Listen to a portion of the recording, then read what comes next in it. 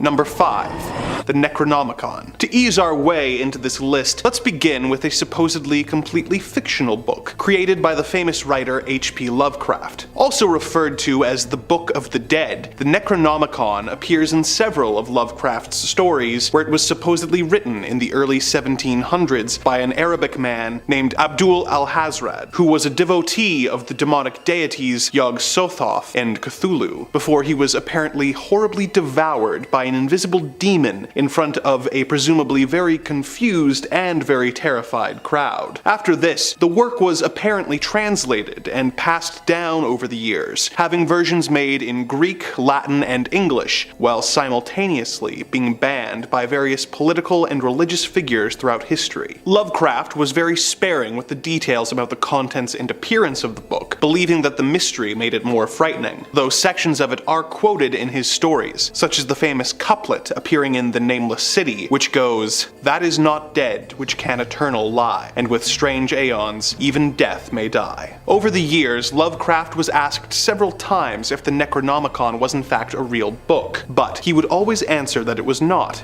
and that the idea came to him in a dream. Of course, a number of paranormal enthusiasts believe that this dream was actually a vision given to Lovecraft by the demonic entities, and over the years, many famous libraries who people believe are hiding copies of the book, such as the Vatican Library, often receive requests from eager readers wanting to know the secrets of life and death, supposedly enclosed within the pages of the Necronomicon. The Book of the Dead appears in many other works of fiction, with Lovecraft's approval, as he believed that different authors using common allusions helped to build a background of evil verisimilitude. Is the Necronomicon a real book, or is it just a piece of fiction that has managed to take on a life of its own? Well, it depends who you ask. Number 4. The Lesser Key of Solomon. The Lesser Key of Solomon is a grimoire compiled in the 17th century from materials that were already centuries old at the time of the book's original publication. The volume is divided into 5 books, one of which contains instructions on how to grant the practicing magician an eidetic memory and the ability to instantly learn materials. Another of the books teaches the user how to contact angels using a wax tablet and a method known as scrying. 2 of the other books describe the 24 different angels and their relation to the 24 hours in the day, and the 360 spirits of the degrees of the zodiac. However, the Lesser Key's most famous book is known as Ars Goetia, which contains 72 sigils, each representing a different demon, as well as instructions on how to summon the 72 demons, and even how to control them. Before you go searching for a copy at Barnes & Noble, consider the following. The Lesser Key of Solomon is apparently a cursed book, with anyone who owns a copy of it reportedly being subject to constant bad luck, or in some cases, even death. Some owners of the book have reported seeing the pages turning by themselves, and even flying across the room, while hearing whispers and seeing dark shadow people. If this warning has reached you too late, and you have already fallen victim to this horrible curse, the good news is that it can apparently be broken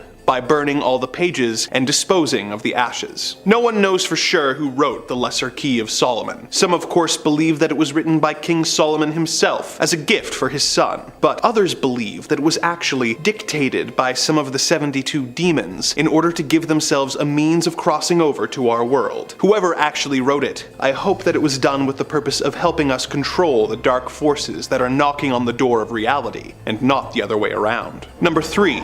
The Book of Soiga.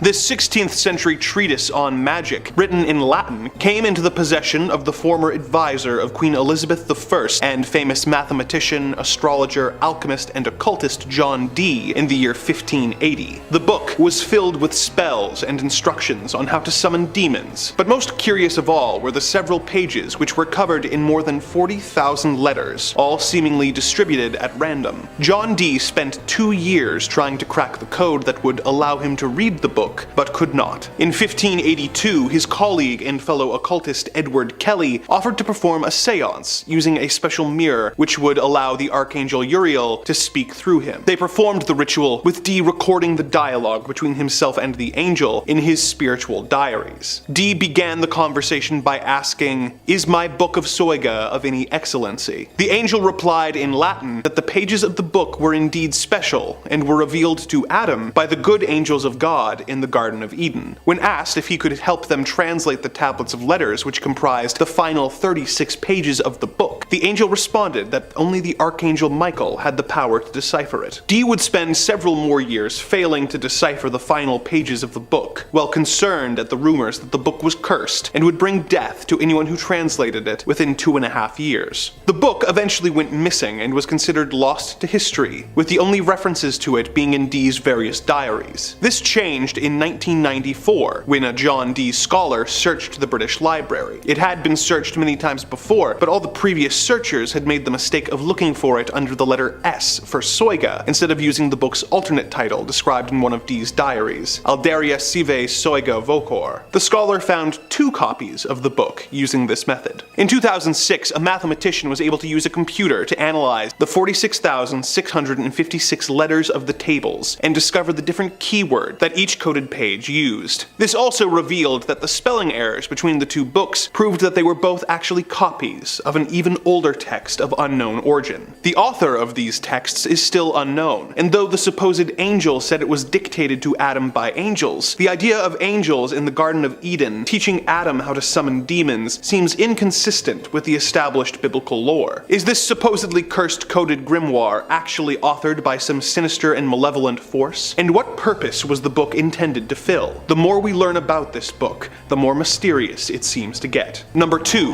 The Grand Grimoire. Sporting the alternate name of the Gospel of Satan, this 16th century book has the reputation of being one of the most terrifying books on occultism ever written. The book is filled with instructions to summon not only demons, but the devil himself in order to sell your soul to Old Scratch. It describes in great details the rituals that will let you call forth Lucifer, Beelzebub, Astaroth, as well as 6 lesser demons, and also contains spells that will, among other things, let you win the lottery, talk to spirits, make someone fall in love with you, and turn yourself invisible. The book's ritual instructions are very intense, with some spells calling for house pets like cats to be sacrificed and skinned and popped into a pot. The original copy of this book is currently being kept under lock and key in the Vatican archives, but other versions are available for purchase, such as the Kindle version, which you can own for $1.75, which is a great deal for something that will apparently let you turn invisible and then win the lottery. Of course, the additional cost of your pet cat and your soul may add up. The name of the original author is unknown. However, legends and rumors state that the author wrote the text while being possessed by the devil, which I suppose makes him Satan's ghostwriter. Number 1. The Voynich Manuscript. The Voynich manuscript is a coded book that was believed to have been written at some point in the early 15th century. It was discovered in a locked chest in Rome in the year 1912, and deciphering its history and more importantly its meaning has been a goal of several different scholars for many years before and since. Its first known owner was believed to be Rudolph II. Rudolph apparently thought that the mysterious book had been written by Roger Bacon, and purchased the book for a huge amount of money, roughly 600 ducats of gold. The first 100% confirmed owner of the text was an alchemist named George Barish, who found the mysterious book in his personal library, unsure of its origin. It was passed from him to a variety of scholars, emperors, and officials, all of whom failed to decipher its bizarre text and illustrations. Several of the world's best cryptographers from the First and Second World War have tried to decipher its 240 pages, and have not found any way to read the book. Some of the pictures include detailed sketches of plants that are not found in nature, and zodiac signs. As you might expect, there are several theories about the purpose and the author of this book, with some believing that it was a herbology text written in a lost shorthand, and others having more outlandish theories that it was created by aliens from another world. One theory is that the book was written by either a demon or the devil himself, and that anyone who manages to translate its contents will unleash a curse upon the world. A theory they believe is bolstered by the fact that several people who have attempted a translation have gone on to suffer several years of bad fortune. Whether the origin of this book is human or demonic in nature, it is still the most mysterious and curiosity-inducing book in human history. With that, our journey through the demonic Dewey Decimal System is complete. The dark forces that run this evil dimension have asked that I remind you to like, comment, and subscribe, lest they be forced to trap you between the pages of the worst book you've ever read. I must go now. Number 5 on this list is Shams al-Marif. This book, from my findings, is not inherently evil in its teachings, but is one of those examples of potentially being a bit too much power for one person to possess. It's a 13th century Arabic grimoire written by Ahmed al-Buni. The book attempts to teach its readers how to perform ancient Arabic magic and is very spiritualistic. This book was super influential in Arabic culture and gained a large following. Many good things have come from this book, but also when you have a large amount of people following anything, some take it too far. Wikipedia writes, in contemporary form, the book consists of 2 volumes, Shams al-Marif al-Kubra and Shams al-Marif al-Sugra, the former being the larger of the 2. The first few chapters introduce the reader to magic squares and the combination of numbers and the alphabet that are believed to bring magical effect, which the author insists is the only way to communicate with jinn, angels, and spirits. And that right there is one of the main teachings in this book, the ability to talk to spirits. The amount of scary stories that we've talked about on this channel though, in regards to people trying to communicate with the dead is crazy, and it shows just how often things like this can go wrong. This has obviously happened many a time with this book, and those trying to reach their departed loved one end up contacting a super dangerous demon. I don't think that there's anything morally wrong with contacting the dead, if the dead are okay with it of course, but it seems like doing this always ends up with something bad happening. This grimoire won't curse you just by simply reading it, but if you try and perform some of the rituals it suggests, then it's very likely that you could cause some serious harm to you or those that you love.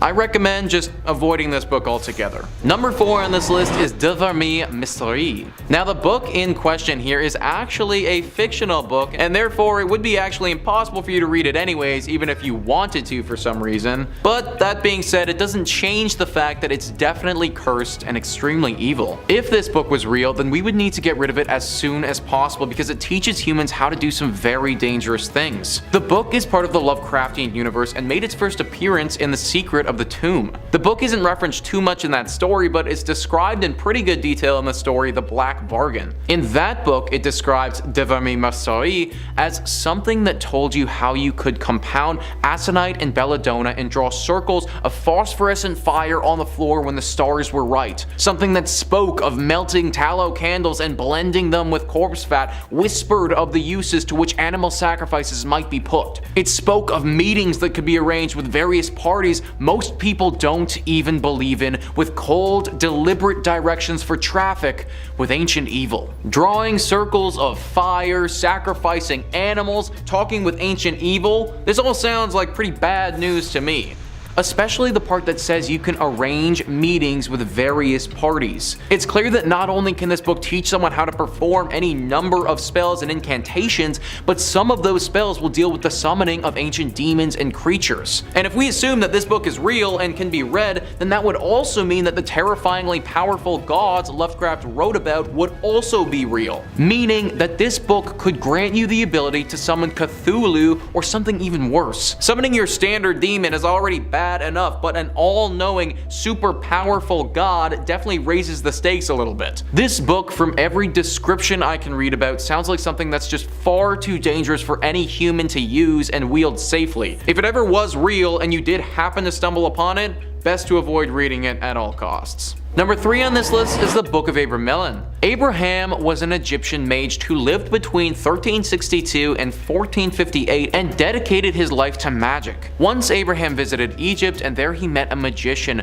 not that magician which you see on TV shows, but that who really knows dark magic and dark secrets. He told Abraham many dark and mysterious secrets and strange things which you and I can never imagine. He told him how to live the dead person, the location of under-earth treasures, how to contact devils. Besides this, he also told him the secrets of becoming invisible and flying in the sky. That last passage that I just read was written by Sharik Kamal while he was listing the most cursed books of all time. This book is known to be dangerous, and it isn't just because of the contents in it either. Yes, summoning the dead and performing dark magic in its own right is very dangerous and has the potential to cause serious problems for you and those around you. This book, though, may just be inherently cursed to begin with. Many people have read this book, even those who don't go on to perform any of the rituals or incantations that the book describes, have gotten horribly bad luck afterwards. Like the second they opened up the book and started reading, their entire life just flipped on its side. Some have said that afterwards their home became haunted by some dark spirit and they had to move. It's almost as if the book itself is a portal to another demonic dimension, and just the action of opening it could cause something to leak out. I'm sure that Abraham was a great writer, but no book is worth dying over, so I won't be reading this one anytime soon. Number 2 on this list is The Great Omar. This book is believed to be the cause of one of the most tragic disasters in all of human history, sinking the unsinkable ship, the Titanic. No, you don't catch Leonardo DiCaprio reading this book in the 1997 movie version, but maybe he should have. This book, even though it is deeply cursed, is potentially the most ornate and beautiful books to have ever been created. In fact, it took over 2,500 hours to create this book, which translates to over 100 full days. One would think that a book of this kind would fetch quite the pretty penny, but that actually wasn't the case. In fact, the man who binded this book, Francis Sangorski, had an extremely hard time trying to sell it to anyone. Finally, he did find a home for it in America and was in the process of sending it over there, but it never reached its destination though, because it was on the Titanic. Now, the reason that people think this book had something to do with the unsinkable ship sinking is because only a week or so after the ship had gone down, so did Sangorski. He died by drowning to death a very short time after the book had also sunk to the bottom of the ocean. This is why people believe that something about this book will curse those around it and potentially lead to someone drowning. I personally think it's a bit of a stretch to just assume that having this book caused the entire Titanic to sink. However, it is a remarkable coincidence what happened to Sangorski. It probably won't ever happen, but if this book ever did wash ashore one day, I wouldn't want to be the one to pick it up first. Number 1 on this list is the Book of Soiga. The Book of Soiga is one of the most complete collections of magic and dark magic that one could come across. Wikipedia writes, amongst the incantations and instructions on magic, astrology, demonology, lists of conjunctions, lunar mansions, and names of genealogies of angels, the book contains 36 large squares of letters which Dee was unable to decipher. Otherwise unknown medieval magical treatises are cited, including works known as the Liber E, Liber Os, Liber Dignus, Liber Sipil, and Liber Munob. So we'll get to those letters in a second because those play into the cursed nature of this book, but even without those, we're still dealing with a book that goes into depth on some pretty dangerous topics. The one that jumps off the page to me as being potentially problematic is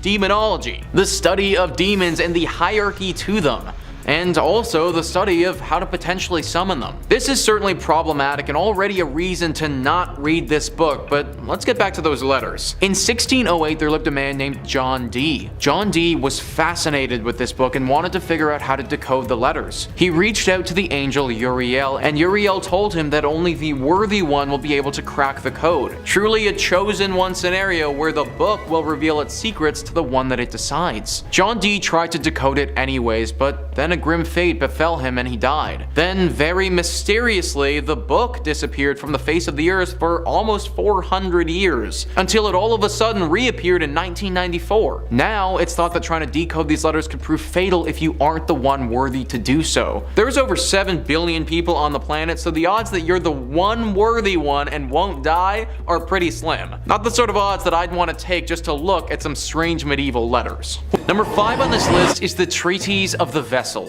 The year is 1981. Harrison Ford has already taken the big screen a few times, but is he a leading actor?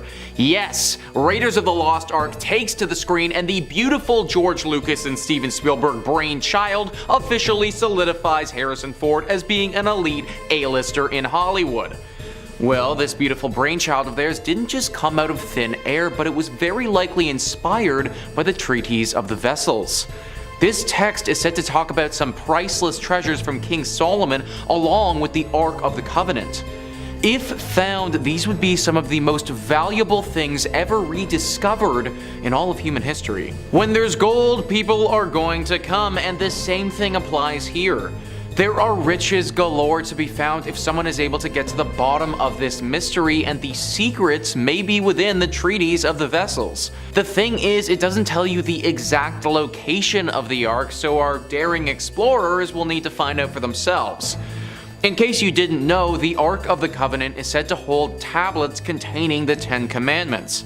The rest of the treasure is described in the treatise as being 77 tables of gold, and their gold was from the walls of the Garden of Eden that was revealed to Solomon, and they radiated like the radiance of the sun and moon which radiate at the height of the world.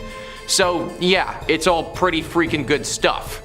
Although, I don't know if y'all remember the end of Harrison Ford's massive breakout movie, but discovering the Ark of the Covenant may not be the best thing ever. In fact, it's said that touching the Ark of the Covenant will result in death by the hands of God. That's why some people think this whole thing is cursed.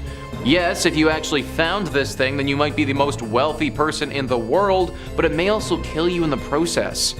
You also may never find it at all and dedicate your life to nothing. I'd say that you can probably read this thing, just leave the exploring to our main man Indy. Number 4 on this list is the Voynich manuscript. The Voynich manuscript is definitely an interesting one, largely because no one has any idea what it's saying. This is a 250-page book where pretty much all of the words are in an unfamiliar language that we can't seem to decipher. The reason that people think this thing is inherently cursed isn't just because of the gibberish though, it's because of the pictures that go along with said gibberish. Cosmological symbols, weird plants doing weird things, and nude women doing some other weird things are all over this book. It should also be stated that the manner of the drawings are just plain creepy. Like, there's nothing inherently evil or cursed about a plant or a naked woman, but the way that the book has drawn them out really does give me some serious devil vibes. Because of this, people worry that the book may be cursed. That potentially this is a book from the underworld which somehow made its way to our world. This is why we can't understand the words, but a demon would be able to pick it up no problem. Experts have researched the language, and although they don't know what it is, have discovered some hallmarks that indicate it is a real language of some kind. Therefore, it could be some kind of demonic tongue that we aren't familiar with. Granted, it could also be some other ancient language that's just been lost in time. Demonic language or ancient language, I think based on the drawings, it's clear that whatever is said is probably not PG stuff. Who knows how many gruesome or questionable things this book has been part of in its lifetime. Considering you wouldn't be able to read it anyways, I'd just avoid it altogether. Number 3 on this list is the Handbook of Ritual Power. Anything called the Handbook of Ritual Power probably deserves to be on the list. Owen Jarvis details this book nicely by writing, "This 20-page codex dates back around 1,300 years and is written in Coptic. It contains a variety of magical spells and formulas including love spells, spells for curing black jaundice, and instructions on how to perform an exorcism. The text may have been written by a group of Sethians, an ancient Christian sect who held Seth, the third son of Adam and Eve, in high regard." The opening of the text references a mysterious figure named Bactiotha, whose identity is unknown. "I give thanks to you, and I call upon you, the Bactiotha, the great one who is very untrustworthy, the one who is lord over the 40 and the 9 kinds of serpents," a translation of the text reads. The researchers who translated and analyzed the text call it a Handbook of Ritual Power. It is now housed at the Museum of Ancient Cultures at Macquarie University in Sydney. The university purchased the codex in 1981 from a Vienna-based antiquities dealer named Michael Fackelman. Where Fackelman got it from is unknown. Spells, formulas, black jaundice, all of this sounds quite a lot like some of the other books that we've looked at in the first 2 parts of this series. A book that probably teaches humans some skills that we simply aren't ready to receive. A book that, if it fell into the wrong hands, somebody with evil intentions, could prove to be really, really bad. There are things that need to be left in the hands of higher beings, and making somebody fall in love with someone else may just be one of them. Keep this book locked up and away from prying eyes. Number 2 on this list is the Dresden Codex. Owen Jarvis details once again the Dresden Codex beautifully by writing, "The Dresden Codex is a Mayan text dating back around 800 years. It contains 39 beautifully illustrated sheets with texts and images on both sides. Research published in 2016 in the Journal of Astronomy and Culture indicates that the Codex records the phases of the planet Venus so that the Maya would be certain that their ceremonial events were being held on the correct day. The Maya had a really elaborate ritual set of events that were tied to the calendar. Study researcher Geraldo Aldana, a science historian at the University of California, Santa Barbara, told Live Science. They were probably doing large-scale ritual activities connected to the different phases of Venus. Now, for those who don't know, Venus, albeit a very beautiful planet, is often tied to Lucifer. It should also be noted that the Mayans were known to perform the occasional human sacrifice, and I don't think it's a stretch to say that this text most likely contains dates when human sacrifices are to be performed. The Dresden Codex would have acted as an agenda to make sure that our Mayans kept on track with their sacrificial rituals to honor Venus. For this reason, it's thought that this codex is cursed with the souls of those who were sacrificed. It's also very dangerous to perform any of these rituals, as they will likely involve the loss of human life and potentially reaching out to some very dangerous gods. This is the oldest surviving Maya book, and for that reason needs to be kept around for research, but I wouldn't recommend the average person giving it a read. And finally, number 1 on this list is Liber Lineatus. This text is currently considered to be the longest lasting Etruscan text in all of history. It dates back to the 3rd century BCE, and because not much is known about the Etruscan language, it remains mostly untranslated. However, experts who study such things have been able to decipher some of it and have discovered that the text was a ritual calendar, a collection of dates with specific rituals to be performed on said dates. The exact details of these rituals are unknown, but we assume them to be centered around human sacrifices and things of that nature. This is already enough to fear this book, but what makes it inherently cursed is how the pages were used for several thousand years. Mihailo Beric was a low-ranking Croatian official who, in 1848, decided to leave his position and travel to Egypt. While he was there, he decided to purchase a sarcophagus with a mummy inside. Why someone would want a coffin with a preserved dead body in it is beyond me, but apparently this was pretty cool to own back then. Anyways, he takes this mummy back to his home in Vienna and stands it upright in the corner of one of his rooms. It wasn't until after he died though and his brother donated the mummy to the State Institute of Croatia that somebody realized what the mummy was covered with. The bandages that preserved the mummy were covered in writing. These bandages were the Liber Lineatus and had been used as rags for this mummy for centuries. Now this text is locked in a refrigerated room in the Archaeological Museum of Croatia, and for good reason. Not only is the writing of this text potentially very dangerous, but people believe that the spirit of this dead mummy haunts the rags and that they're cursed. Those that come into contact with them, or God forbid, read them, could have some very tragic events befall them.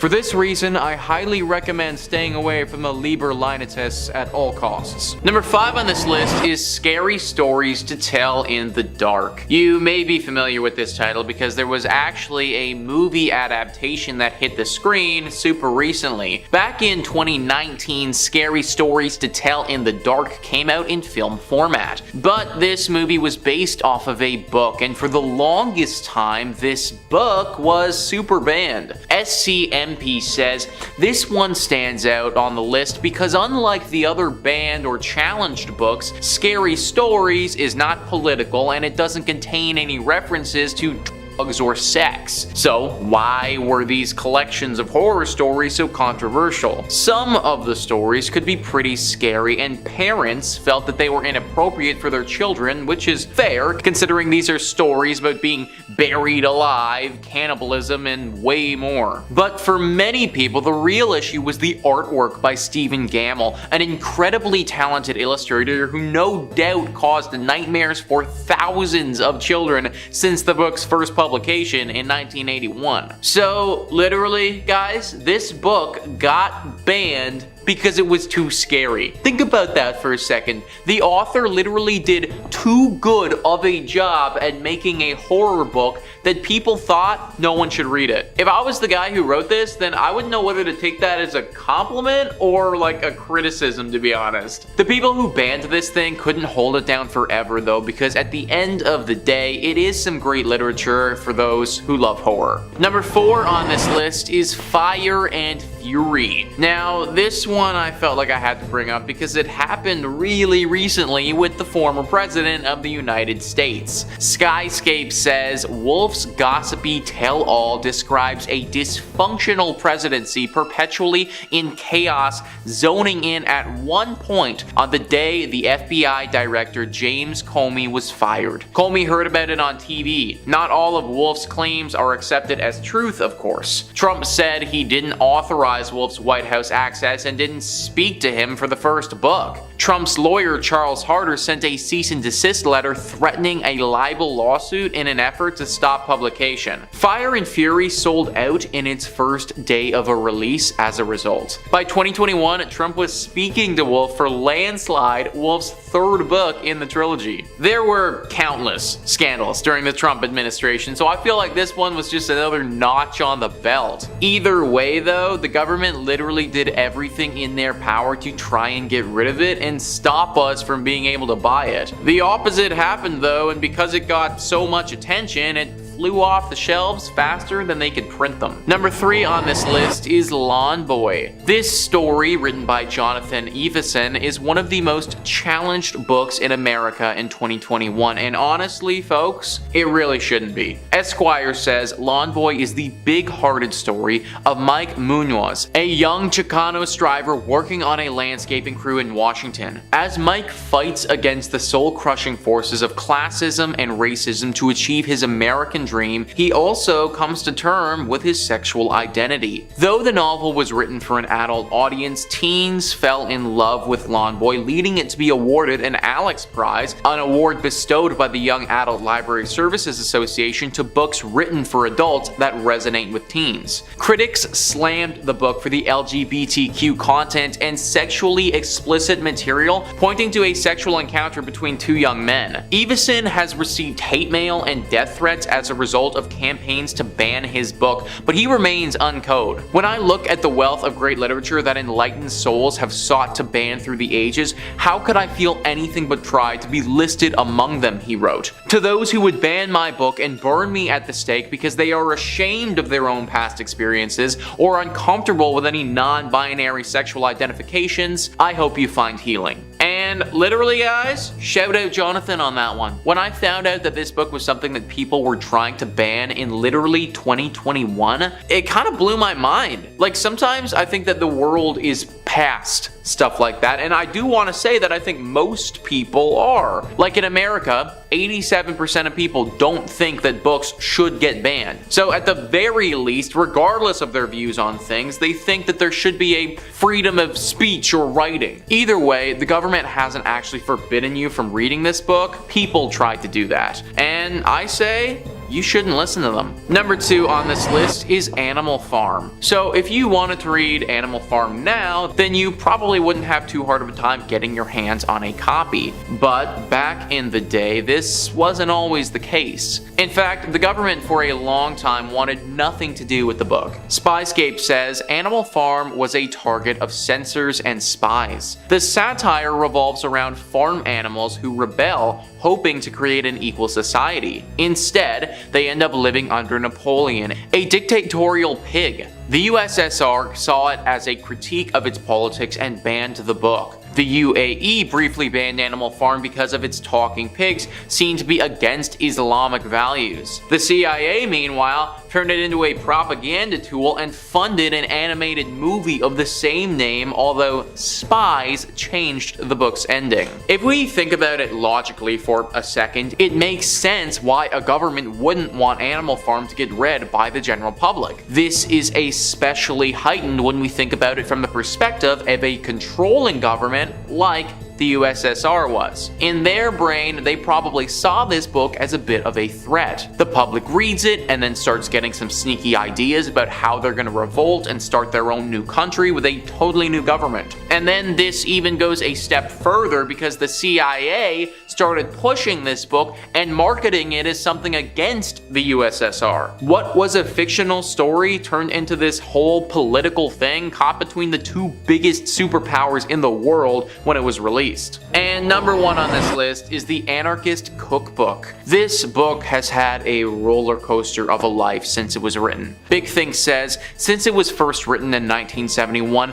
much of its information is out of date. But some topics, like how to make improvised bombs, don't have an expiration date. The book provides instructions for making LSD and tear gas, primers on how to operate various firearms, how to sabotage different kinds of infrastructure, and writing on anarchist philosophy. The book was written by William Powell, a manager of a bookstore in Greenwich Village. Powell quit his job, however, to write the Anarchist Cookbook. My motivation at the time was simple, said Powell in an article for The Guardian. I was being actively pursued by the US military, who seemed single-mindedly determined to send me to fight and possibly die in Vietnam. Its countercultural, violent message proved popular today. It is sold in excess of 2 million copies. It should come as no surprise that the book is infamous and controversial, but the kinds of criticism it attracts varies depending on the source. Governments across the world clearly have a negative opinion of the book. It does, after all, advocate for violent civil disobedience. The Anarchist Cookbook is banned in Australia. In the UK, possessing the book, though not illegal itself, has often been used as evidence in terrorism cases. A teenager was accused of and later acquitted of a plot to assassinate British National Party members in 2008. In 2017, a 27-year-old who had traveled to Syria and possessed a copy was accused of being a terrorist. It turned out that he had merely printed a copy of the Anarchist Cookbook for use in a role-playing game in a university society. So clearly the government does not like this book at all. I think it's a bit much for people to be accused of certain things just by owning the book, but I also kind of see why it happens based on the contents of the text. Just be aware that if you pick this book up, then the government may start keeping tabs on you. Number 5. The Great Omar. The Great Omar was a one-of-a-kind, tailor-made collection of Omar Khayyam's poetry. So if you're looking to score this at your local Barnes & Noble, you might have a bit of trouble. It was commissioned by the owner of a British bookshop, whose sole request was that it would be the greatest modern binding in the world. You know, nothing too lofty though. The book itself is made of 5,000 pieces of leather, 1,000 different gemstones, 100 square feet of gold, and some pages too, I guess. I think there's poetry inside there. The final book was priced for roughly $150,000 after finishing. So it's a pretty expensive book. But what makes it so cursed? Well, when the Great Omar was purchased, it was bought by an American buyer and had to take a transatlantic trip on a little ship called the Titanic, a boat which, as far as I know, has never been involved in any sort of historical events of note whatsoever. The Great Omar was never recovered from the wreckage and sank with the ship. 10 weeks after the book kissed the ocean floor, the man who bound it, Francis Sangorsky, drowned while on vacation at only the age of 37. A little suspicious, isn't it? A bookbinder in the 1930s tried to recreate the Great Omar, Stanley Bray. He finished the second iteration just in time for World War II to begin. The book was placed in a vault on London's Fore Street, which was one of the first sites to be bombed. I guess they heard about the book. The safe that held the book endured through the Blitz, but the safe's contents and the second Great Omar was incinerated and lost to the war. A third version has been crafted and is currently being held in a vault in the British Library, although given the book's history, I don't feel like I would be too comfortable spending any time around it if I didn't have to. Hey, liking what we do here at Top 5 Scary? Well, we always love a little subscribe. Toss one our way. Number 4. The Grand Grimoire. Another book you're probably gonna have some trouble finding on Amazon. The Grand Grimoire is a tome of black magic. No one can agree on when the grimoire was originally birthed into this world, with people claiming that it could have been written anywhere from the 15th century to the 19th century. No one knows who even wrote the Grand Grimoire. Perhaps it merely appeared one day from another world, tantalizing and asking to be read. Some urban legends claim that the book was written by a man possessed by the devil himself, acting as a vessel for his will to pen his musings. The book itself contains instructions for would-be warlocks to summon all all manner of demons and sinister servants of the underworld, even including guides on how a fledgling necromancer could learn how to raise a spirit from the dead. Now, if all that sounds appealing to you, it's said that even so much as cracking the spine of the Grand Grimoire is enough to seal your soul to damnation, the literary equivalent of promising your soul to the underworld. The church, obviously, sought out to quell the rising threat of the Grand Grimoire's dark musings, and it is said that the original Grand Grimoire, gosh, that is fun to say, is currently being held sealed in the Vatican's legendary vault, where it shall never again be seen by prying eyes, or those wishing to uncover its many dark secrets. There are alleged excerpts that have been reprinted and made available, but the full Grand Grimoire itself hasn't been seen by anyone in what would be centuries. Perhaps for good reason too. I mean, if the myths and legends around the book are to be believed. Number 3.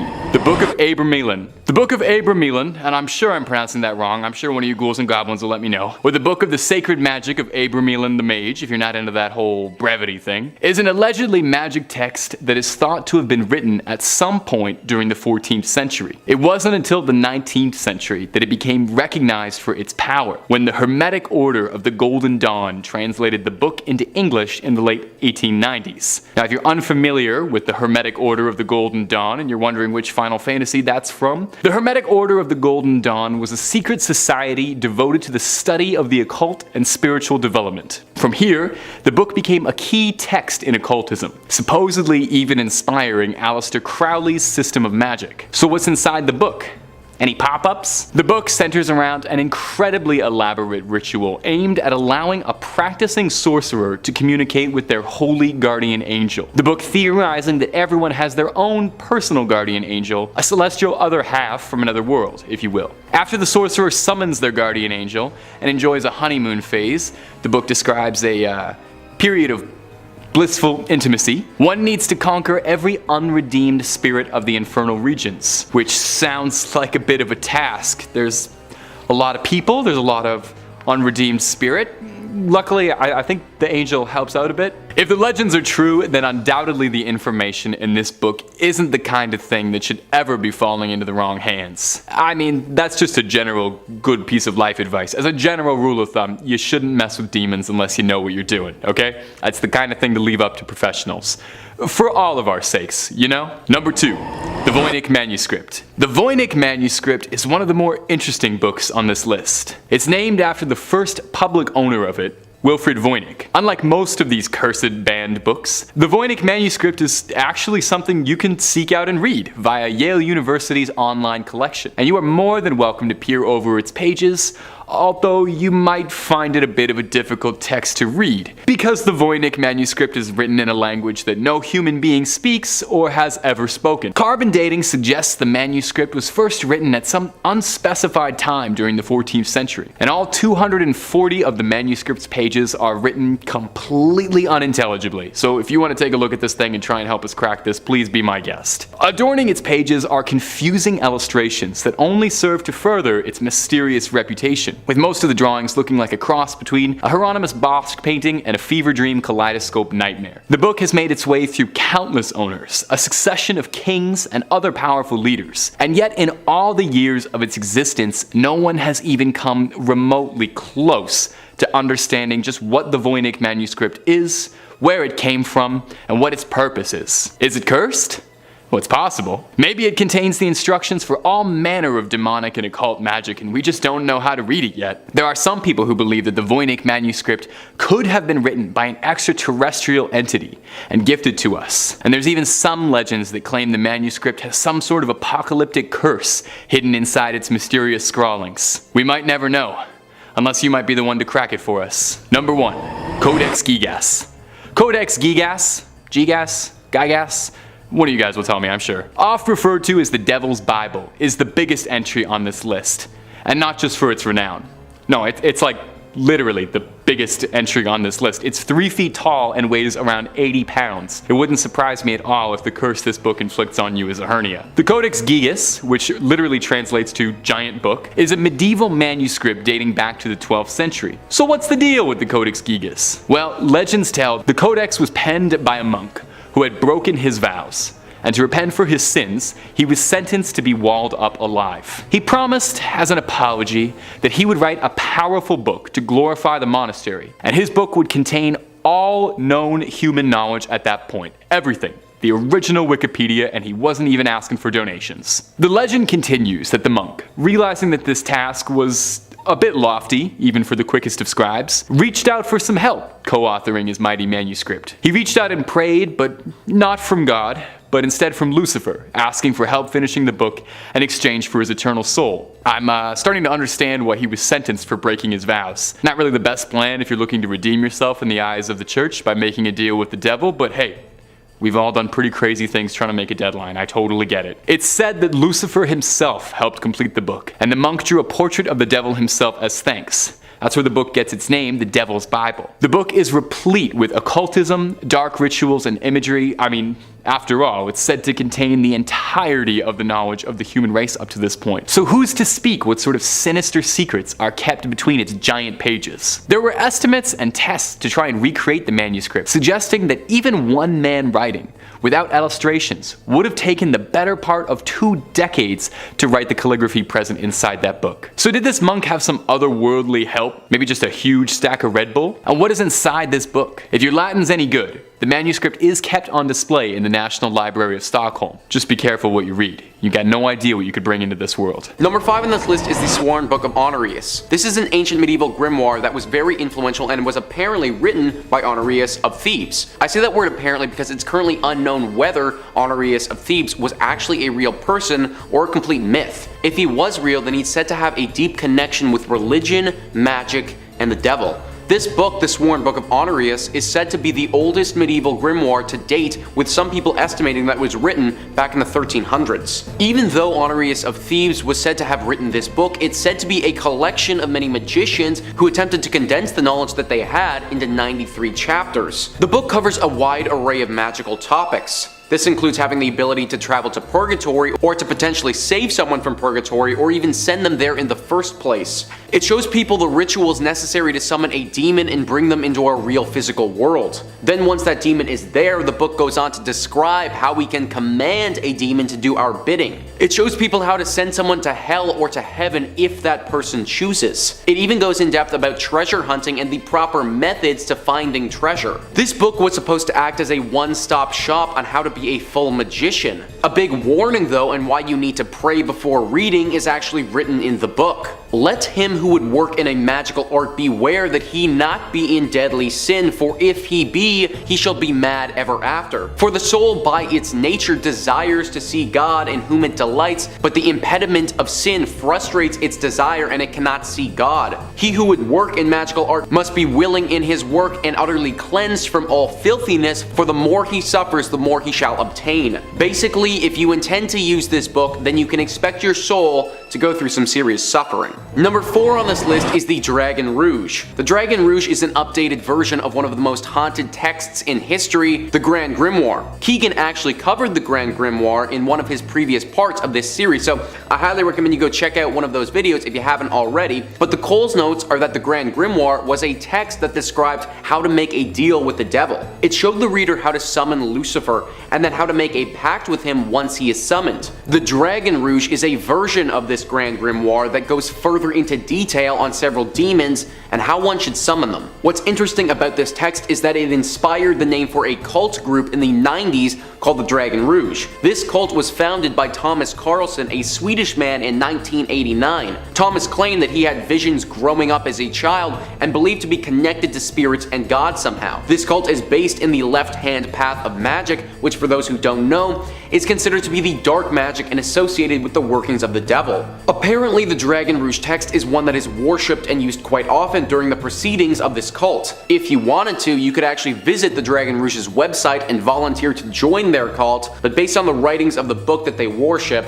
I personally wouldn't recommend it. Number 3 on this list is the Book of Shadows. The name alone, the Book of Shadows, is enough to make someone believe that this text is haunted, but its origins confirm that suspicion even more. Gerald Gardner was a Wiccan living in the 1940s. Now, if you aren't familiar with what a Wiccan is, then it's actually someone who practices the religion of Wicca, which is a modern pagan religion. Gerald Gardner created the Book of Shadows, or was at least the person who brought it to people's attention. He's also known as the father of Wicca and is considered by most to be the one who started this religion. He may not have actually been the one to have written the book though, because he says that he received this ancient text from a secret coven of witches. Owen Davies, an expert on haunted books, says that this book was one of the last of a line of worshippers of an ancient fertility religion, which he and his followers believed had survived centuries of persecution by Christian authorities. This obviously made this text extremely valuable to Gerald, and he used it as a means to gain more of a following for his religion. Inside this book are magical rituals, spells, enchantments, and a variety of instructions for how to perform other sacred summonings. This book is said to be extremely dark in nature and certainly something that you would want to pray before reading. Gerald apparently used many of these spells and rituals through his life as he praised witchcraft. Others who have read this book have reported feeling extremely cold and getting the sensation of being watched.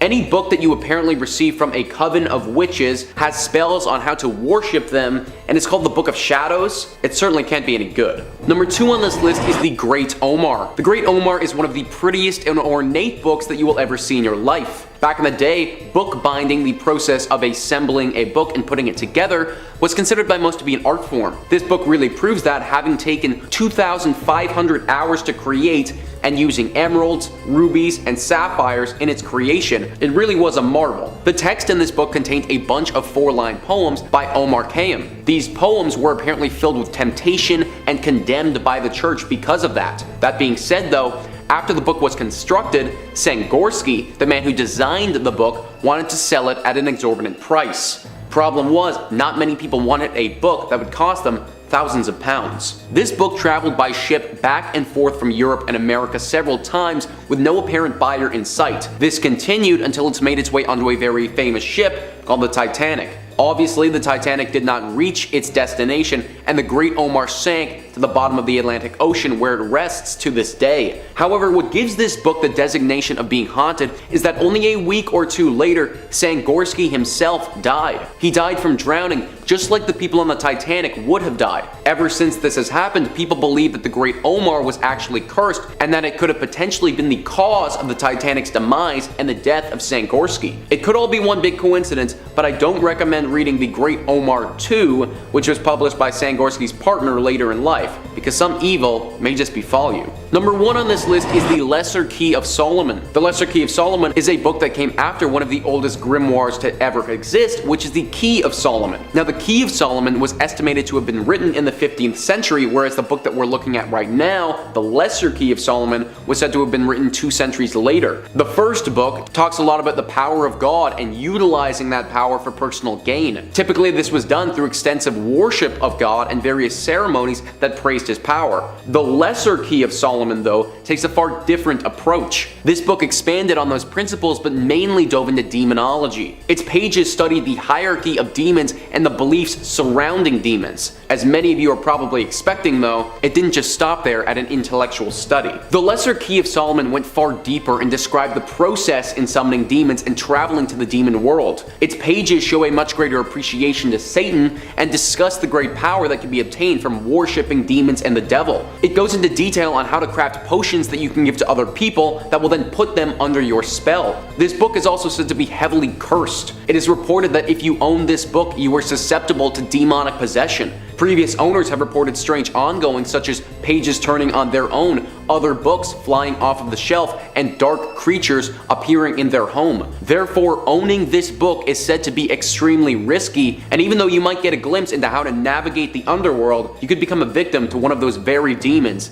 that you're trying to summon. Well, there you have it, guys. That is our list of the top 5 haunted books that you need to pray before reading part 3. Number 5 on this list is Long Lost Friend. This book is really interesting because even though there are multiple copies around the world, there's only one particular copy that has a serious curse to it. The book itself was written in 1820 by John George Homan and is basically a collection of spells and other folk remedies that would be very useful if you were running a farm. A lot of the content in the book has to do with healing livestock and casting a spell to have better yields come the harvest. One copy of this book, though, was pretty much directly responsible for the murder of its owner. Orrin Gray writes, while the book itself is intended to be benign, containing as it does wonderful and well-tested remedies and arts for men as well for livestock according to its original German title, the tome took on a rather sinister reputation following the so-called Hex Hollow murder committed by John Blymer, John Curry, and Wilbert Hess. The three men broke into the home of their neighbor Nelson Raymer because they said he'd put a curse on them and they were trying to find his copy of the Long Lost Friend and destroy it in order to end their affliction.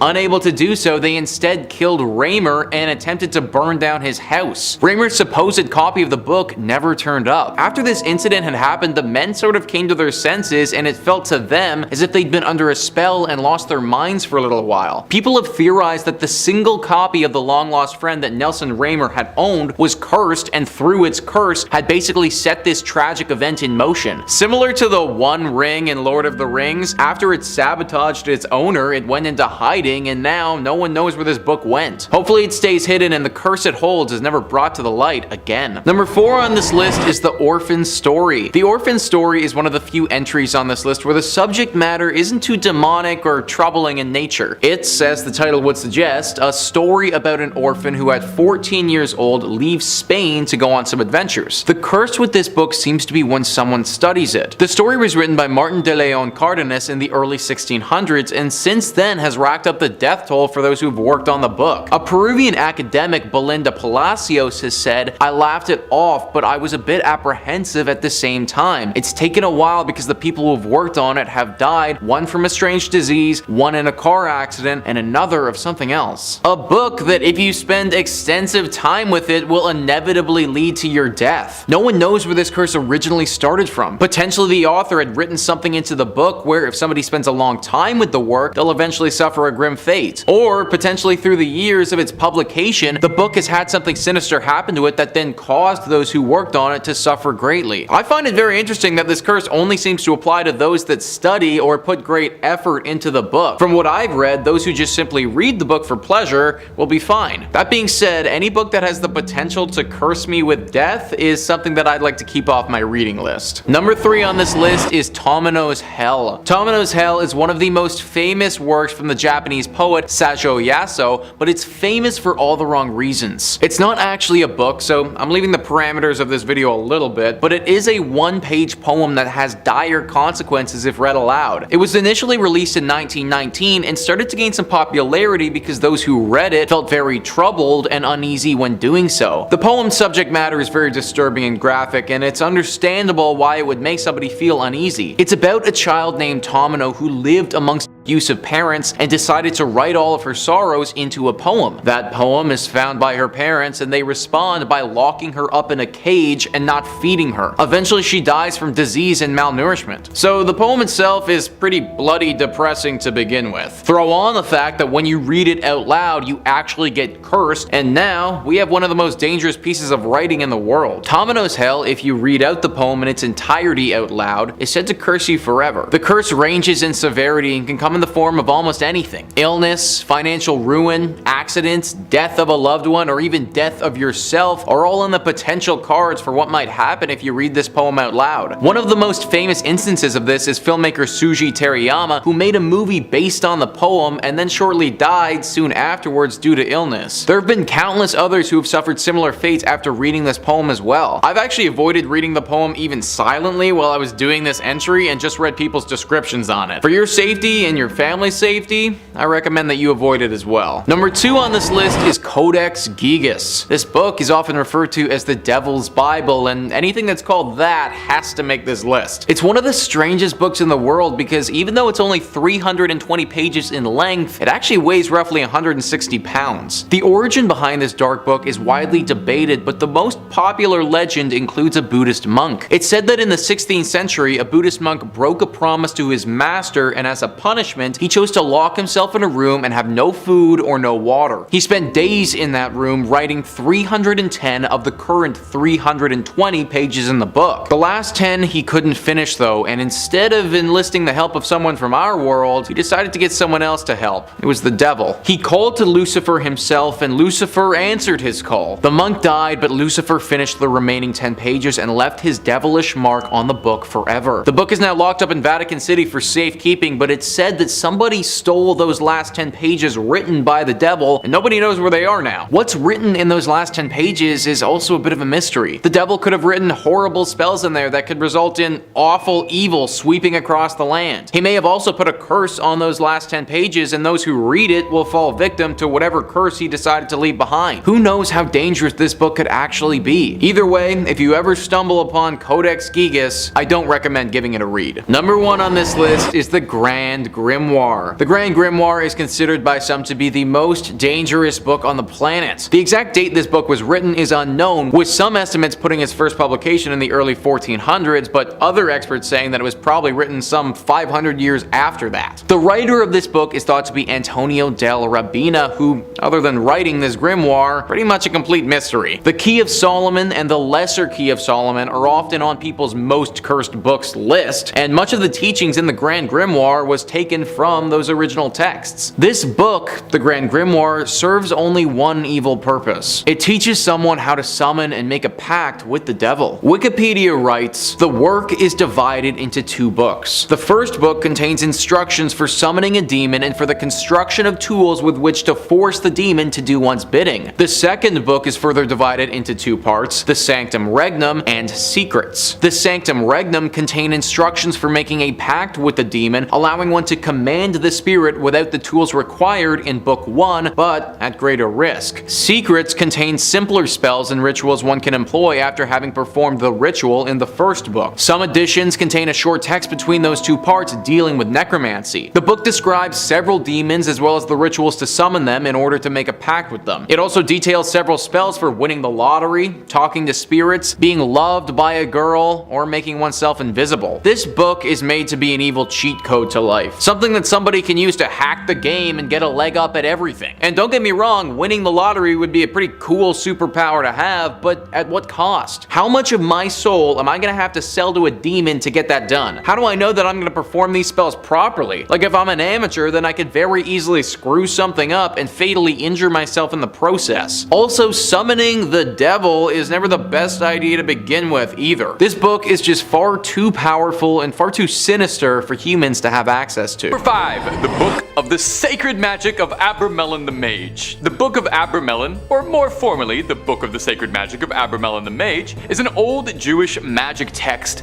that is thought to date back at some point in the 14th or 15th century. Now, it wasn't the initial publication of this book that gave it its notoriety. Instead, it was when it was 19th and 20th century magicians who were in the Hermetic Order of the Golden Dawn, which is a British secret society dedicated to the practice, research, and upholding of old occult magic ways. But hush hush, you didn't hear that from me. One of the founders of the Golden Dawn, SLM Mathers, created the first ever English translation of the book in the 1890s, drawing from a previously established 17th century French translation. Now, Mathers' translation quickly became the definite magic text of the 19th century, eventually helping inspire Aleister Crowley to inspire his system of magic, the legendary occultist and fixture of one of the best Ozzy Osbourne songs ever. That solo still goes, man. Now, there's all kinds of spells and magic inside this text. Some real highlights include spells on how to conjure somebody and turn them into a donkey, how to summon a monkey to do your bidding, that sounds great, and how to bring forth spirits to fetch you goods. The big key point in this text, however, is an epic,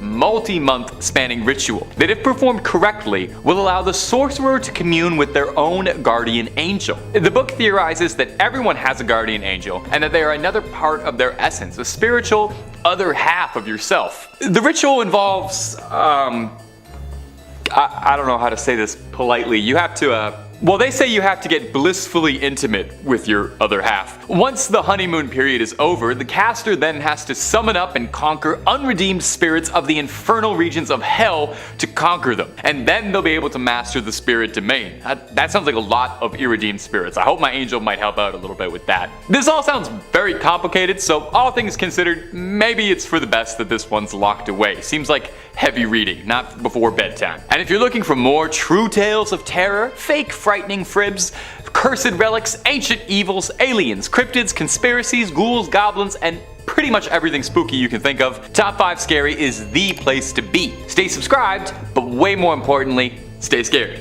Okay, let's keep going. Whole lot more video to get through. Number 4, Book of Soiga. The Book of Soiga, also known by a more complicated name, the Alderia Siva Soiga Vocor, is an occult text that hails back from the 15th century. I'm pretty sure just saying that name out loud in front of the camera, I probably caused a curse on the office, so I'm sorry about that. This text would have been lost to time, just another forgotten cursed manuscript, if it weren't for the obsessive efforts of John Dee, a 16th century polymath who had his hands in just about every field of study. Polymath is a fancy word for a guy who studies just about everything, and Dee practiced chemistry, physics, astronomy, and also the occult. You know, there's always more to learn, right? Mr. Dee was particularly interested in contacting angels to learn the secrets of the universe. And this book contains a litany of recipes for magic spells and all sorts of writings on demonology and astrology, but most importantly, and what caught Mr. Dee's attention, is that the book is said to include the names and genealogies of all of heaven's angels. Dee believed that the book contained an ancient divine message written in a language spoken to by Adam, the true unspoiled word of God. That's a pretty big statement. Now, much like the Voynich manuscript, which I'll mention a little later in the video, so put a pin in that for now, it had 36 cryptic tables that remained undeciphered for centuries. Dee attempted at one point to crack the code with the help of a mystic who convinced Dee that he could channel the angels for him. Dee allegedly was so desperate to unlock the contents of this book that when his mystic told him it was part of the ritual that he be allowed a night with John Dee's wife, he agreed. That's the oldest trick in the book, man. The old "I'll let you talk to angels if I can go out with your wife" gamble. Ugh, can't believe you fell for it. Dee's wife would end up birthing a son, Theodore Dee, the fatherhood of which was disputed, to say the least. John Dee was never able to crack the code in his lifetime and decipher the Book of Soiga, and perhaps for the best, as it was said he was warned that man was never meant to uncover those secrets, and that knowledge would end his life. The book is now said to reside in the British Library, although digital copies are available. Read it at your own risk, and if somebody says they can translate it for you, just make sure you really read everything on the fine print in the contract before you sign that, okay? Just looking out for you. Number 3, the Grand Grimoire. That is so fun to say. This next entry has been nicknamed the Gospel of Satan. So if you're looking for an indication as to whether or not this book is, evil, there you go. They had to put that on a sticker, put it on the cover right next to the Oprah's Book Club recommendation. This book is said to have originally been written by a man possessed by the devil sometime in the 16th century. It's an infamous occult text and is said to contain dark incantations, spells and rituals, tools on how to force demons to do one's bidding, and even some instructions for a little necromancy 101 for fledgling dead raisers. It's not all brimstone and hellfire though. There are also reports on how to make pacts with spirits for personal gain, rituals to win the lottery, talk to ghosts, make yourself invisible, and even adorably, how to win love. Never heard of a demon working to help someone fall in love. Now, all that sounds cool, definitely. I know I would love to have like a little skeleton minion who could help me with chores, maybe be like my little buddy. I love playing a necromancer in Skyrim, but these things don't really work out if you don't know what you're doing. Take a look at Full Metal Alchemist, that didn't work, they didn't know what they were doing. Even opening this book is considered equivalent to selling your soul to the devil. Soon as you crack the spine, it's like signing the contract. Because of the book's nefarious reputation, the original copy of the manuscript has been sealed away inside the Vatican's secret archives, and not currently available to the public. So I don't think whatever they're listing on Amazon as the Grand Grimoire for $10 is the real Grand Grimoire. Number 2, the Voynich manuscript. The Voynich manuscript has got to be one of my favorite stories of a mysterious manuscript ever. I guess that's why I put it at number 2. Unlike a lot of entries on this list, it's actually very easy to come across a digital copy of the Voynich manuscript. It's available to read online. The only trouble is reading it honestly probably won't do you a lick of good. since it's written in a language no one has ever heard of and there's no record of it ever having existed. Yale University has the entire thing up and available online if you're feeling confident enough that you can take a crack at it and feel like banging your head against a brick wall for a few hours. The book is a handwritten, hand-illustrated codex of 240 pages of pure mystery, featuring gorgeous illustrations and typography, and what the book is about is your guess is as good as mine, honestly. Carbon dating suggests that it stems from the 15th century, and analysis of the style of the text and illustrations within suggests that it could have been penned during the Italian Renaissance. But just about every single aspect of this thing is shrouded in mystery. We don't even know what it's truthfully called. The Voynich manuscript is the name it was given after the initial owner, Wilfrid Voynich, purchased it in 1912 and brought it to public attention for the first time.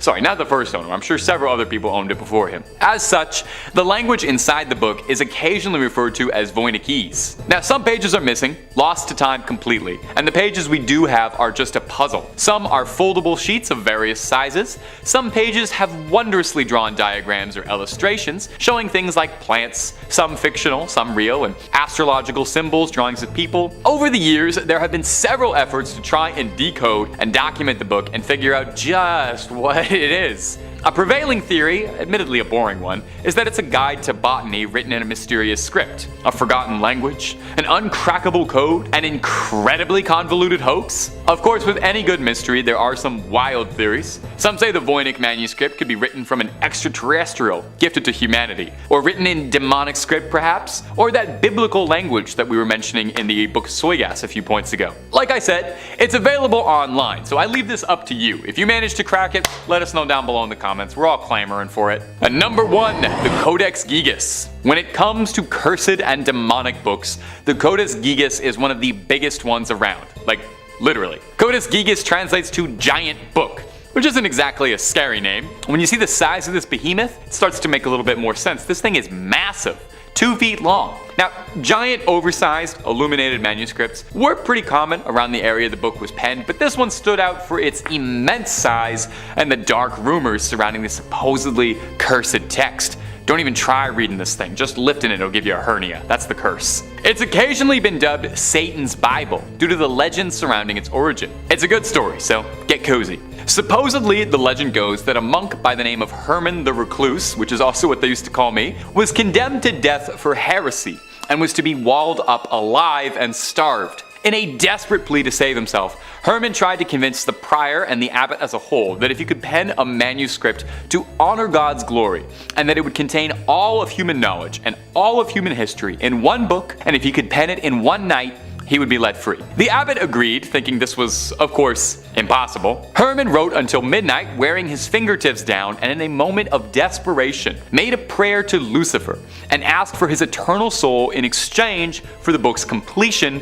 in order to repent for his sins. I totally get it. You know, I gotta be honest, I have done some pretty nutso stuff trying to make sure my scripts get in time for deadline. Haven't quite sold my soul to the devil yet. I usually just rail Red Bulls, but I'd probably make a similar deal under a similar deadline. Now, I don't want to poke any holes in Herman's logic here, but I will say maybe selling your soul to the devil is part of the reason you got into this mess in the first place, because that does sound a little bit like heresy, but it's not my place to judge. I'm not an archdeacon. A variation of the legend states that Herman worked for years on the manuscript, day and night, but still was unable to complete it in his lifetime and asked for the devil's assistance. Anyway, no matter the story, the legend states that Satan signed the Bible with a particularly terrifying illustration of himself. I mean, take a look at it, it's horrifying looking. The book contains a birth of information. Like they said, it was supposed to be everything humanity had attained up to that point in one big book. These days, the Codex Gigas is preserved in the Natural Museum in Sweden, where you can admire the penmanship of Herman the Recluse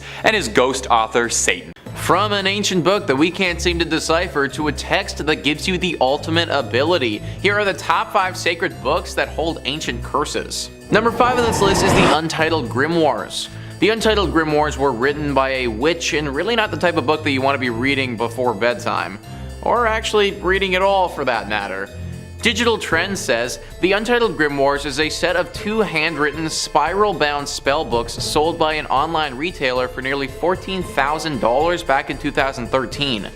The books were handwritten in the 1960s by Persephone Adrasta Irene, a high priestess of Wicca who supposedly led her own coven. All 250 pages are filled with incantations, spells, enchantments, and details on how to summon spirits and demons. However, there was a serious catch. The seller warned buyers that any non-believers who messed with the books would bring a deadly curse upon themselves, while Persephone herself explicitly tells readers on the first page that proceeding with the book would have serious consequences. She wrote, "To those not of the craft, the reading of this book is forbidden.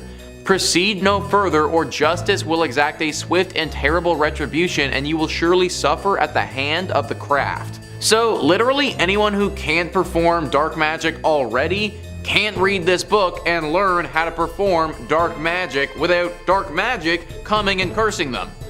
Seems like a kind of a stupid way to get people to join your club, but I guess I'm not familiar with the ongoings of witches. Either way, there is no doubt that this book is deeply cursed. I can't imagine spending 14 grand on this thing unless you literally were already familiar with dark magic yourself, and I guess then you could make use of the book, but that's not me. People who have tried to read this thing have had some horrible tragedies befall them, so I highly do not recommend it. Number 4 on this list is Pseudomarchia Daemonum. Wow, okay, that was an absolute freaking mouthful, so I'm not going to be calling it that anymore, because it's also called the False Hierarchy of Demons, and I'm going to be saying that from here on out. Ancient Origins says this is a great compendium from the 16th century dictating the names of 69 demons. The list initially appeared as an appendix to a book about demonology and witchcraft by Johann Weyer. The son of a civic service merchant, Johann Weyer was a Dutch doctor and occult practitioner born in the Netherlands in 1515. Well versed in Latin from a young age, Weyer quickly became a student of Heinrich Cornelius Agrippa, a famous magician, theologian, and occultist in Antwerp. It appears that Weyer's fascination with magic began while working under Agrippa, but later escalated after he became a doctor in his own right. He was summoned to a particular fortune teller's court case and thereby asked by the judge for advice on the topic. The court case started his interest in researching the witchcraft way of life, culminating with his decision to attempt to defend those who were accused of practicing. 27 years after this case, when Weyer was 62 years old, he published The False Hierarchy of Demons. This book, as with most that study demons, also talks about how to summon and control these demons. This book also focuses a lot on witchcraft too, something that became a deep obsession for Weyer. Definitely a book that you should avoid, and one that could hold some serious curses. Number 3 on this list is the Ars Notoria. The Ars Notoria is an ancient text which grants the person who studies it a perfect memory. Something that sounds great from the outside, but it isn't as cool as it's cracked up to be. Ancient Origins writes, as part of a larger collection known as the Lesser Keys of Solomon, the Ars Notoria is a book that is said to allow followers a mastery of academia, giving them greater eloquence, a perfect memory, and wisdom. The Ars Notoria is one of 5 books within the Lesser Keys of Solomon, an anonymous text that was compiled from other works in the 17th century and focuses on demonology. The Ars Notoria is the oldest portion of the Lesser of the Keys grimoire, dating back to the 13th century. However, the texts contained within are a collection of orations, prayers, and magical words which date back to well before the 1200s. The prayers are in several languages including Hebrew, Greek, and Latin. It was not a book of spells or potions, but a book of prayers and orations that are said to strengthen and focus one's mental powers by beseeching God for intellectual gifts. Among these intellectual gifts is the concept of a perfect memory. Those who practice liberal arts such as arithmetic, geometry, and philosophy are promised a mastery of their subject if they devote themselves to the Ars Notoria. Within, it describes a daily process of visualization, contemplation, and orations intended to enhance the practitioner's focus and memory. So here's the thing, guys, that all sounds well and good and very useful, but I don't think that people understand what a perfect memory actually means. It means that there is literally nothing at any given point that you will ever forget. The license plate of that one car that cut you off, that one passing comment that the cashier said about the milk that you bought, the strange handshake that you had with your friend the other day. Literally nothing at all. You're not going to forget anything. Think about how much noise is going to be going on in your head at one given time if you can't forget anything. This is the curse of this book, and it's why a lot of people who have studied it in depth have lost their minds. If you're gonna remember everything in the world, then there also needs to be a way to turn it off every now and again, to finally get some silence in your head. Sometimes forgetting things really is the best thing for us. Number 2 on this list is the Pick of Tricks. The Pick of Tricks is definitely a book that should be avoided, and it's mainly for how freaking grotesque it is. It was initially written in Arabic back in the 11th century, and it's a book that's centered around astrology and magic. It teaches the individuals who study it how to concoct crazy spells and make magical potions. What has thrust it into the limelight, as I mentioned earlier, is how freaking gross it is. The magical potions and the spells in here are just disgusting, and they're honestly plain wrong. Various body parts, various fluid from said body parts, and other weird stuff is regularly called upon in this text. The following is a literal passage from the book on how to make a spell. Take 4 ounces of the blood of a black dog, 2 ounces each of pig's blood and brains, and 1 ounce of donkey brains. Mix all of this together until well blended. When you give this medicine to someone in food or drink, he will hate you. And like, yeah, duh, if anyone blended up a bunch of brains and then gave it to me to drink, then I would kinda hate them as well. Many people think that this book is cursed based on the horrible spells in it, but it honestly might not be and could just be super weird. Either way, probably best to be avoided. And number 1 on this list is the Voynich manuscript.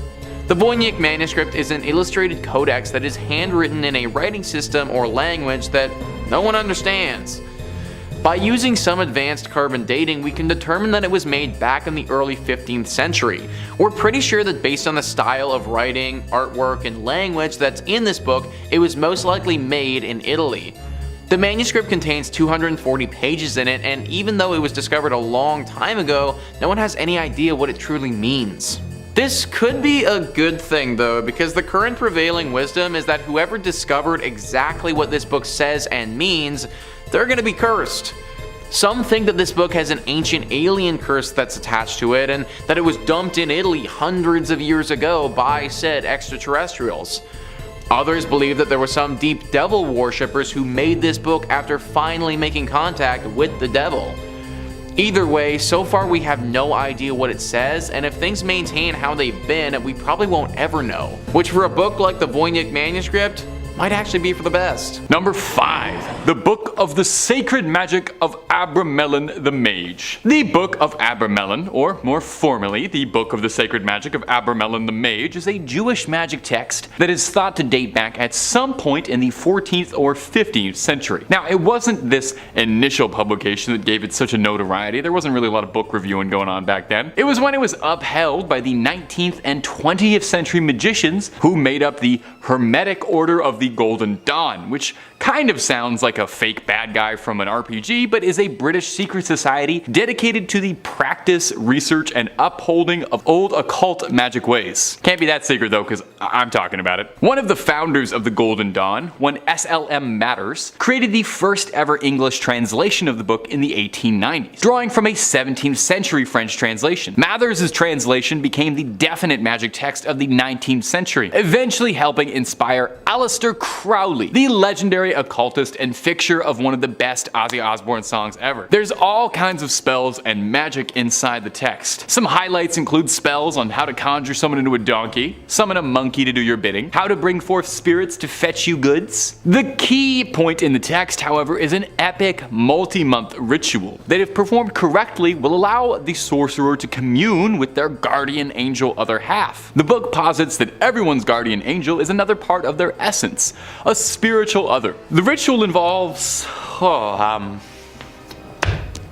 don't really know how to say this politely. You have to get blissfully intimate with the angel, and once this honeymoon period is over, the caster then has to summon up and conquer unredeemed spirits of the infernal regions of hell to conquer them, and then will be able to be master of the spirit domain. That all sounds pretty complicated though, honestly, so all things considered, maybe it's for the best that this one's locked away. I don't really need to mess with magic, that's above my pay grade, and I'm not looking to get too intimate with my significant other guardian angel anytime soon. But if you're looking for more true tales of terror, fake frightening fibs, cursed relics, ancient evils, ancient cryptid cryptids, aliens, conspiracies, ghouls, goblins, and way more of this guy, Top 5 Scary is the only place to be. So stay subscribed, make sure you hit that little bell so you don't miss a scream, but, and I know this is a big ask, do that at the end of this video, because I got 4 more cursed books coming for you right now. Number 4, the Codex Gigas. When it comes to cursed and demonic books, the Codex Gigas is one of the biggest ones around. Like, literally. Codex Gigas translates to giant book, which isn't a very scary name,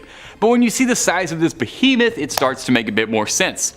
The thing is massive, 2 feet long. While giant oversized illuminated manuscripts were fairly common around this era, this one stood out for its immense size and also the impressively scary rumors surrounding the cursed text. It's occasionally been dubbed Satan's Bible due to the interesting legend behind its origin. Now supposedly the story goes that a monk by the name of Herman the Recluse, which same honestly. Anyway, Herman was condemned to death for heresy and was to be walled up alive and starved. In a desperate plea to save himself, Herman tried to convince the prior and the abbot that if he could pen a manuscript to honor God's glory and contained all of human knowledge and history in one night, that he could be let free. The abbot agreed, thinking that this was, of course, an impossible task. Well, he didn't know that Herman was the John Wick of penmanship, who wrote until midnight, wearing his fingertips down, and in a moment of desperation, made a prayer to Lucifer, and asked for his eternal soul in exchange for the book's completion in order to repent for his heresy. I totally get it, you know? I've done some pretty crazy things trying to write my scripts in time for a deadline too. I sold my soul earlier this week to get Top 5 UFOs in on time. I get it. Now, not poking any holes in your logic here though, Herman, but I will say maybe selling your soul to the devil is part of the reason you got into this mess, because that actually sounds a ton like heresy. A variation of the legend states that Herman worked for years on the manuscript, day and night, but still asked for the devil's assistance anyway, the lazy bastard. Anyway, the legend states that Satan signed the Bible with an illustration of himself.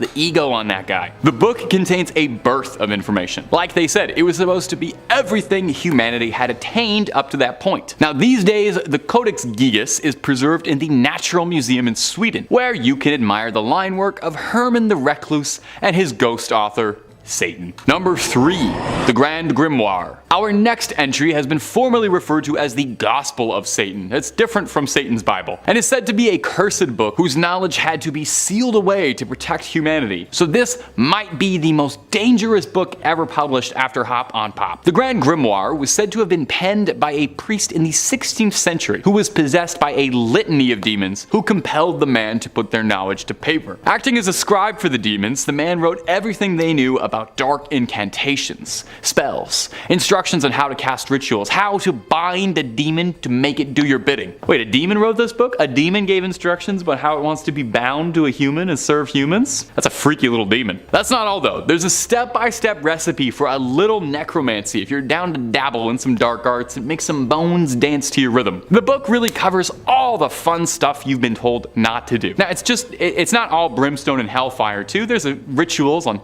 how to manipulate your luck, how to conduct a seance, and I think this is adorable, but there's even ways to make people love you in the book. Now, a little dating tip from your friends at Top 5 Scary, I will say, if you need a demon's help to make them like you, that might not be the most successful relationship, but you do you, don't let me get in the way. Now, if all of this is sounding pretty appealing, and I don't blame you, because it all does sound really cool, just know that the book is considered high treason. Even so much as cracking the spine is considered equivalent to selling your soul, so maybe hold off on that Amazon order for a bit. Besides, because of the book's cursed reputation, the original copy is said to be locked away in the Vatican's famous secret archives, and no matter how many times you ask, they're not gonna let you look at it, even if you say you just want to take a quick little peek at the illustrations. I know, so unfair. Ugh, I don't even have any late fees. Let me take the book out. Number 2, the Untitled Grimoires. You think a book with a name is scary? Imagine a book without a name. Coming up next on our list of haunted nighttime reading is the Untitled Grimoires. It was so scary they couldn't even deign to give it a name. The books are said to originate from a Wiccan high priestess named Persephone Adarasta Irene, who has one of the coolest names I've ever heard. She recorded a book of her family's spiritual history. These manuscripts record Persephone's Wiccan history that she reworked all through her adult life. The first book contains around 250 pages of spells, incantations, curses, enchantments, and some information on gems, planets, rites, potions, and exorcisms. Basically anything and everything that a fledgling sorceress or warlock could ever possibly want. The second book is a little more light, the sequel's a bit of a letdown. It's just alchemy, chemistry, cures, perfumes, and tonics. Now the first book is believed to be the one to carry the curse, as Persephone's spells are believed in Wiccan culture to contain more power than most other records due to her embodiment of her own soul inside the book. They say all authors put a bit of soul in their work, and it seems as if the Wiccan High Priestess took that a bit more literally than most of us do. These books would eventually find their way into the possession of one Alice Montserrat, a close working associate of Aleister Crowley, who you know from earlier in the video as one of the most famous practitioners of the occult and lover of white horses. Montserrat left an inscription in the first page of the book, warning to all of those who open it, "To those not of the craft, the reading of this book is forbidden. Proceed no further, or justice will exact a swift and terrible retribution, and you will surely suffer at the hands of the craft." This was written in several languages to make sure it came across to just about anybody who opened the book.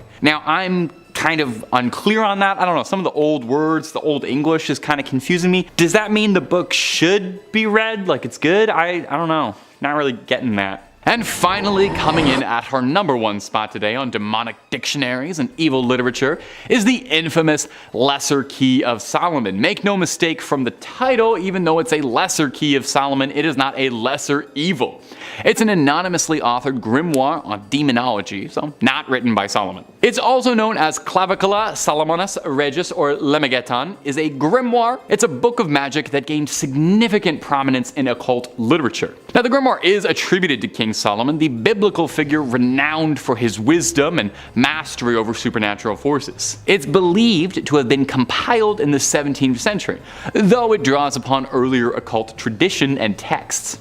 The Lesser Key consists of several sections, or books, each focusing on a different aspect of magic and summoning. The most well-known is the Ars Goetia, which represents descriptions and instructions for evoking 72 demons or spirits, each with its own unique powers and abilities, kind of like Pokemon. These demons are said to be bound by King Solomon and can be summoned and controlled by skilled practitioners. Other sections of the Lesser Key of Solomon includes fan favorites like the Ars Theurgia Goetia, Ars Paulina, Ars Almadel, and Ars Notoria. These sections delve into topics such as angelic invocations, the use of talismans and amulets, and rituals for obtaining divine knowledge and wisdom. Now the grimoire has had a profound influence on various occult and magical traditions, including ceremonial magic, demonology, and the practice of spirit conjuration. It's been studied and referenced by countless practitioners, scholars, and scary YouTubers throughout history. Now, goes without saying, this is a potentially dangerous text. The act of summoning and working with entities described in the grimoire is not for the faint of heart, and really should be saved for those with a bit of spiritual expertise under their wizard hat. In conclusion, significant grimoire,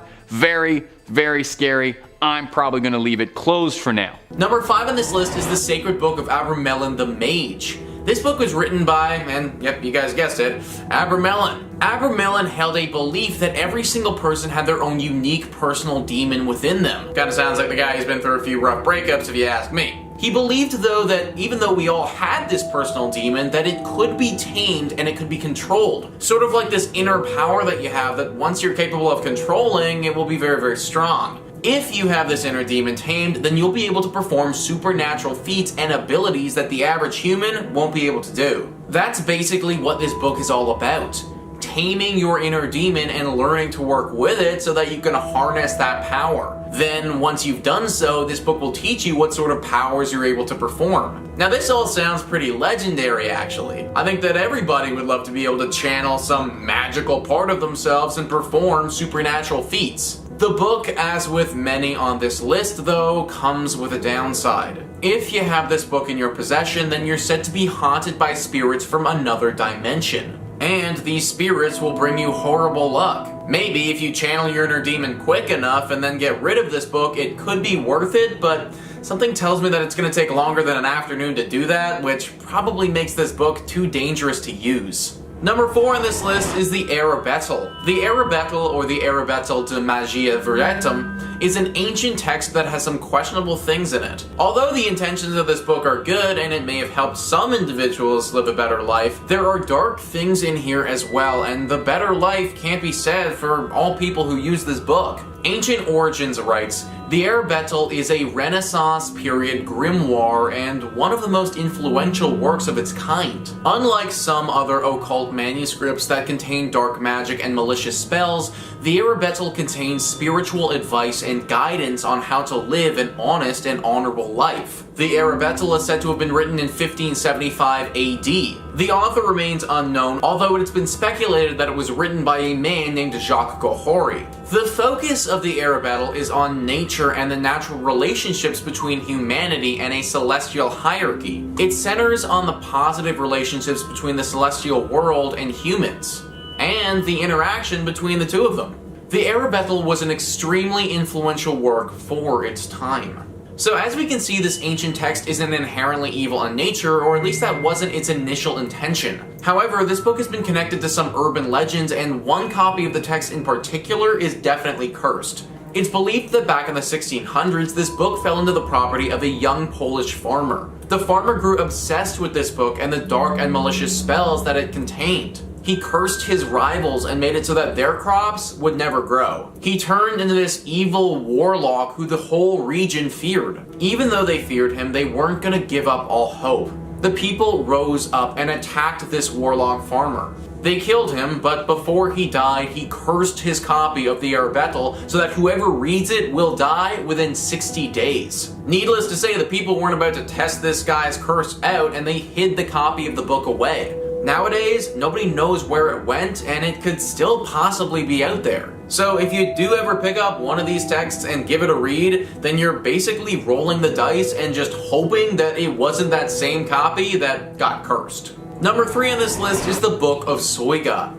The Book of Soiga is one of the most intriguing books on this list. Humans like things that are hard to come by, things that are rare and often valuable to us. Diamonds are beautiful, but it's actually the rarity and difficulty in finding the diamonds that make them as valuable as they are. Well, the Book of Soiga took a book from those precious stones, and it's definitely hard to come by. The style inspiration says, dating back to the 16th century, the Book of Soiga, also known as the Aldaria, is a Latin essay about demonology with only 2 known copies in existence. One was owned by the scholar John Dee, and his elder brother devoted his entire life to decoding the Book of Soiga. Though he successfully determined that the book was full of dark rituals and incantations, he struggled to figure out the final 36 pages. His obsession with figuring out the content of those final pages drove Dee to insanity. Obsessed, he even hired a medium to summon the Archangel Uriel to help with the translation. Speaking through Dee's medium, Uriel apparently explains that the book came into existence when Adam ended paradise and that it could only be interpreted by Archangel Michael. After Dee's death, the book was thought long lost until 2 copies were found in 1994. Since then, many have been tempted to try and complete these works, but it comes with a serious risk. According to legend, anyone who successfully deciphers those final pages is destined to die in under 3 years. So dying in 3 years obviously isn't the best, but the good part about this is because it's so rare, it's pretty unlikely to stumble on this book and give it a read. This is like a legendary Pokemon of cursed books though, so if you do ever come across it, don't read it, but definitely scoop it up and put that thing on eBay. In that case, the Book of Soiga might actually be a blessing. Number 2 on this list is the Lesser Key of Solomon. This book is so cursed that it doesn't even need to be read to curse you. Literally just being in its proximity can do the trick. Slapped Ham writes, the Lesser Key of Solomon, also known as the Clavica Solomon's Regis, is a cursed grimoire of demonology. Its original authors are unknown, and it's said to be comprised of texts compiled sometime in the 17th century. The book contains passages on how to conjure spirits of the dead and demons and how to control these entities to do your bidding. Curses and invocations also play a large role in the ancient text. Esoteric topics like how to become invisible and locate missing or stolen items are covered. Recipes for love potions and liquors of persuasion are also scattered throughout the book. This definitely isn't the book you want to own. It's reportedly so cursed that it will doom anyone who keeps a copy on their bookshelf. Those who've owned it have reported strange occurrences like pages turning on their own and books violently flying across the room. Strange whispers and shadow creatures have also been reported by owners of the manual. Owning the Lesser Key of Solomon is also believed to bring about catastrophic bad luck. It's said that the only way to break the book's curse is to burn the pages and properly dispose of the ashes. Finally, someone making some sense. How many times have I gone on this channel and talked about how we just need to start burning things? Cursed books, cursed houses, cursed objects. Screw all of it, let's just burn it. At the end of the day, this stuff is really cool, but I'm not out here trying to have my life ruined by some weird book. Burn it hot and let's be done with it. And finally, number 1 on this list is the Codex Gigas. Codex Gigas is one of the closest things that we have to a Bible for the devil. And anything that carries a weight to it like that needs to be on this list. The Style Inspiration says, at 92 centimeters, the Codex Gigas is the largest extant medieval illuminated manuscript in the world. Just like everything evil, it comes with 2 names, and the Codex Gigas' second name is more than a little foreboding: the Devil's Bible. The history of the book is heavy to say the least. It was written by a monk who had broken his spiritual vows, and for his crime, the monk was sentenced to die entombed behind a brick wall. The night before his death, the monk began chronicling everything he knew about the human experience in a book. So, the story goes, realizing he wouldn't have time to finish it, he apparently summoned Lucifer and asked him to complete the project in exchange for his soul. The book was then allegedly completed by the devil himself. It's overflowing with dark rituals and imagery, and even includes 19-inch drawings of the devil and other demonic entities. Now, obviously, because this was written by the devil, there are some side effects from reading the thing. People have reported watching their friends become possessed as they read it. Now, it's currently on display for people to go take a look at the National Library of Sweden. But be very careful if you ever do go take a look, because clearly, this is the work of the devil. But there you have it, guys. That is our list of the top 5 sacred books that hold ancient curses, part 2. Please comment down below what you thought about this list.